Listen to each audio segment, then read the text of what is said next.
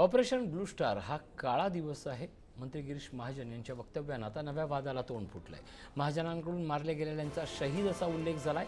इंदिरा गांधी यांनी सुवर्ण मंदिरात सैन्य पाठवून शीख समाजावर अन्याय केला असं महाजन म्हणत आहे.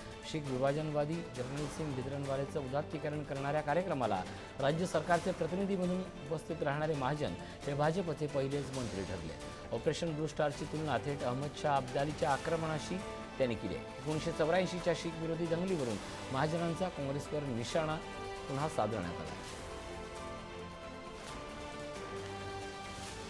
हमारे लिए मैं कहूँगा काला दिन है. हमारे हजारों भाई बहनें शहीद हुए, मारे गए.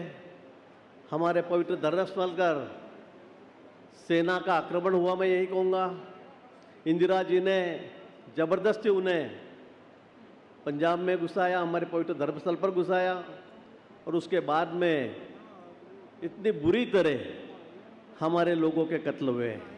आज इतना बड़ा हादसा हुआ, इतना बड़ा एक्सीडेंट मैं नहीं कहूँगा, लेकिन जानबूझकर इन्होंने इतने हमारे भाई बहनों की कत्ल की और उसके बाद में भी किसी को सजा नहीं होती है.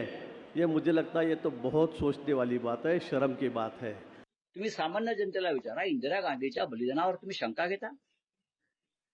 इंदिरा गांधीची लढाई ही राष्ट्रासाठी लढाई होती.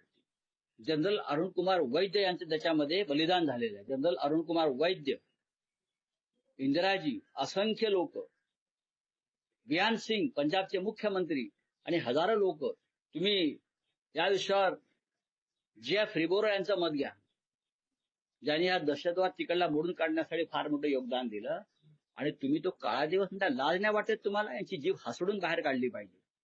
जर देवेंद्र फडणवीस हे खरे राष्ट्रभक्त असतील, मोदी हे खरे राष्ट्रभक्त असतील, तर त्याने या भंपक माणसाला पदावरून दूर केला पाहिजे. गिरीश महाजनांच्या या वक्तव्यामुळे भारतीय जनता पक्षाची आणि आरएसएसची राष्ट्रविघातक जी प्रवृत्ती आहे ती या निमित्तानंही समोर आली. आम्ही याचा धिक्कार आणि निषेध करतो. जर ऑपरेशन ब्लू स्टार झालं नसतं तर या देशाचे तुकडे पडले असते. या नाशिकच्या जेम्स बॉन्डनी डोवाल यांचा सहभाग ऑपरेशन ब्लू स्टारमध्ये होता, त्यांचाही ते निषेध करणार आहेत का? हा देखील एक प्रतिप्रश्न या निमित्ताने आहे. भारतीय जनता पक्षाने त्यांच्या वक्तव्याशी सहमत किंवा असहमत असल्याच्या संदर्भात ताबडतोब खुलासा करावा आणि मंत्रिमंडळातून गिरीश महाजनांना बाहेर काढावं.